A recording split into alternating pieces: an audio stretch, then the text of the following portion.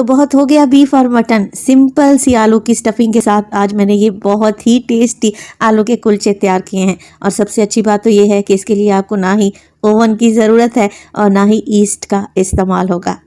बिस्मिल्लाहिर्रहमानिर्रहीम, अस्सलाम वालेकुम। खुश रहें, आबाद रहें, जहाँ भी रहें हैप्पी रहें और हेल्दी रहें। तो मैं हूँ फायज़ा और वेलकम करती हूँ आपको चटपटे पकवान में। सबसे पहले तो आप ज़रा ये आलू के कुलचे चेक करें। आलू की स्टफिंग कोने कोने तक फैली हुई है और इसके साथ आपको सालन सर्व करने की भी ज़रूरत नहीं है। फिर आप चाहे इसे लंच में बनाएं या फिर ब्रेकफास्ट में, बहुत ही टेस्टी लगते हैं। तो रेसिपी को बनाना तो बनता है। रेसिपी अच्छी लगे लाइक कर दें और चटपटे पकवान को सब्सक्राइब भी कर लें। तो चलें फिर मुँह में घुल जाने वाले आलू के मज़ेदार से कुलचे बनाना स्टार्ट करते हैं। एकदम मार्केट स्टाइल आलू कुलचा बनाने के लिए सबसे पहले तो हमें परफेक्ट आटा गूंद कर तैयार करना पड़ेगा। अच्छा, यहाँ पर ले लिया है मैंने 500 ग्राम के बराबर मैदा। 500 ग्राम यानी कि आधा किलो, और कप्स में देखें तो 3 कप के बराबर है। 1 टीस्पून के करीब इसमें मैं नमक शामिल कर रही हूँ और 1 टीस्पून इसमें डाल रही हूँ चीनी यानी कि वाइट शुगर।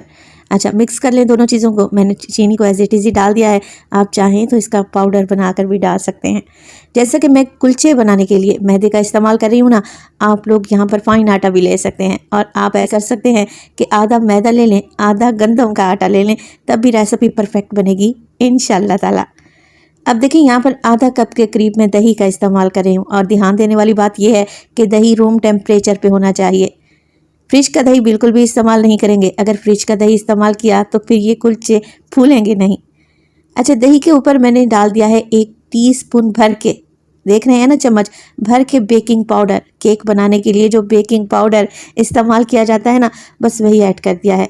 अब आप ज़रा रिएक्शन चेक करना, कैसे फूले फूले से कुलचे बनते हैं, ये खास है।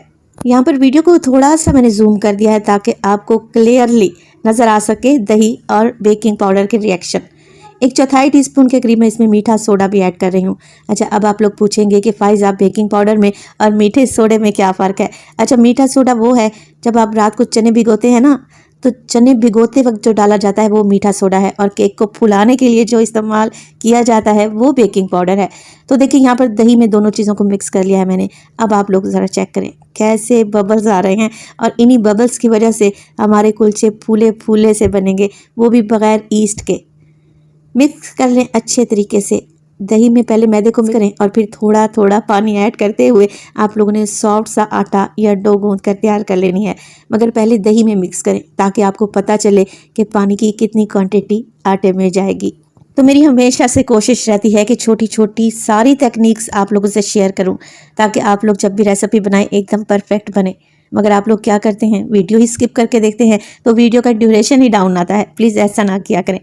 अच्छा, 1 टेबलस्पून ऑयल का इस्तेमाल मैंने पहले किया था आटा गूंथते हुए, और 1 टेबलस्पून अब डाल रही हूँ जब आटे को मैंने इकट्ठा कर लिया है। इस तरीके से आटा या मैदा आपके हाथों पर भी नहीं चिपकेगा और एक स्मूथ सी डो बनकर तैयार हो जाएगी इंशाल्लाह ताला। अब 2 से 3 मिनट के लिए मुक्की लगाएं, तब जितना आटा स्मूथ होगा ना, सिल्की होगा, कुलचे उतने ही बेहतरीन बनकर तैयार होंगे। अब आप आटे की ज़रा कंसिस्टेंसी चेक करें, कवर लगाएं और 15 मिनट के लिए इसे किचन काउंटर पर रख दें ताकि ये अच्छे तरीके से फूल जाए। आलू के कुलचे बनाने के लिए आधा किलो मैंने आलू ले लिए, जिन्हें बॉयल किया और ठंडा कर लिया, और छीलने के बाद मैं ग्रेटर की मदद से ग्रेट कर रही हूँ। अच्छा, आलू के जो कुलचे बना रहे हैं ना, वो फूले फूले तभी बनेंगे जब आलू की स्टफिंग परफेक्ट तरीके से आप लोग तैयार करेंगे। अगर आलू में कोई भी बड़ी गुठली रह गई तो क्या होगा, कुलचा फट जाएगा, जिससे फिर वो फूलेगा नहीं। तो इस तरीके से ग्रेट कर लेंगे तो आलू की कोई भी गुठली बाकी नहीं रहेगी। आलू ग्रेट हो जाएं तो इसमें एक मीडियम साइज़ का प्याज लें और बिल्कुल बारीक सा चॉप करके ऐड करें। 1/2 टीस्पून इसमें डलेगा नमक। 1/2 टीस्पून डाल रही हूँ मैं इसमें मोटी कुटी हुई लाल मिर्च, और मैं काली मिर्च का भी इस्तेमाल करूँगी। 1/2 टीस्पून शामिल करेंगे इसमें ढेर सारा हरा धनिया। आप चाहें तो बारीक कटी हुई हरी मिर्चें भी डाल सकते हैं। तो बस अब कुछ भी नहीं करना, सारी चीज़ों को अच्छे तरीके से मिक्स कर लें, और मिक्सिंग करने के बाद नमक ज़रूर चेक कर लिया करें, क्योंकि आप 70-100 मसाले भी डाल लेना, डिश में जब तक नमक परफेक्ट नहीं होगा जायका ही नहीं आएगा। तो यहाँ पर नमक एकदम परफेक्ट है। इन्हीं कम स्पाइसेस के साथ बेहतरीन कुलचे तैयार होंगे। अच्छा, आटा भी हमारा सेट हो चुका है, हल्का सा फूल चुका है, और देखें इस तरीके का स्मूथ आटा आप लोगों ने तैयार करना है। तो मीडियम साइज़ के पेड़े बना लें या फिर जितने बड़े या छोटे कुलचे आप लोग बनाना चाह रहे हैं। अच्छा, गोश्त बना बना कर मेरा तो दिल ही भर गया है। यकीन करें किचन में जाने को दिल ही नहीं करता। और गोश्त बच्चे भी शौक से नहीं खाते, उनके लिए अलहदा से कुछ ना कुछ बनाना पड़ता है। मगर रेसिपीज़ भी तो आप लोगों से शेयर करना है। आप लोग कमेंट सेक्शन में लाजमी बताइएगा कि आपके बच्चे बीफ या मटन खाते हैं कि नहीं।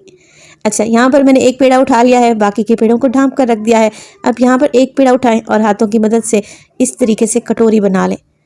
कटोरी बनाएंगे तो इसमें आलू की स्टफिंग करेंगे। 2 से 3 चम्मच भर भर कर डालें और घबराने की ज़रूरत नहीं है।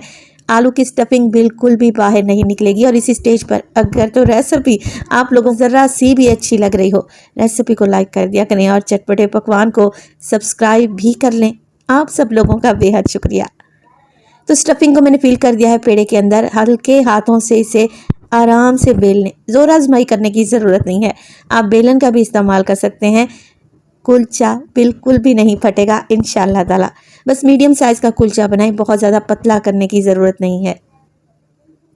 मीडियम साइज़ का कुलचा बना लें तो इस पर हल्का सा पानी लगा दें। अच्छा, पानी लगाने की भी एक रीज़न है, क्योंकि कुलचे के ऊपर मैं हल्के से सिर्फ तिल लगाने लगी हूँ। थोड़ी सी कलौंजी डालेंगे अच्छी लुक के लिए, और थोड़ा सा हरा धनिया भी डालूंगी।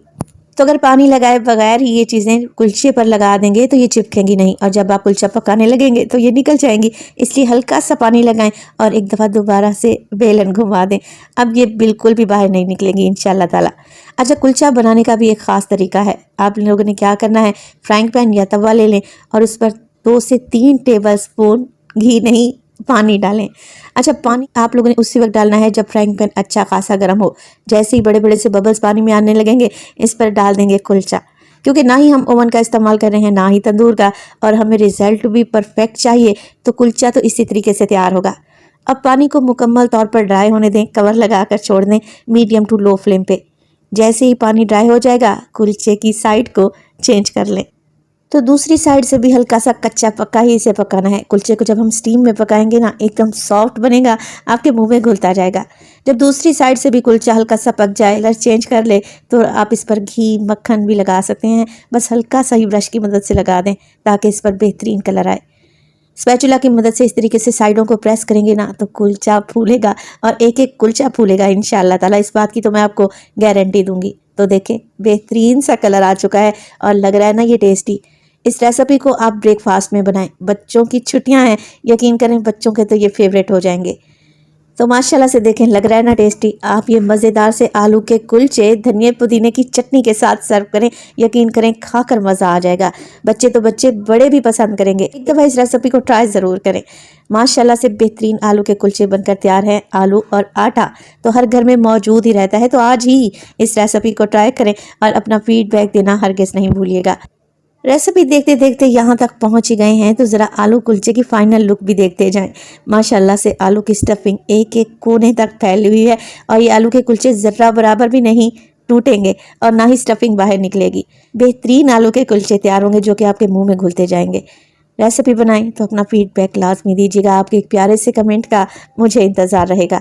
अपना बहुत सारा ख्याल रखिएगा। फाइज़ा को अपनी दुआओं में याद रखिएगा। मुझे दीजिए इजाज़त। टिल देन, अल्लाह निगहबान।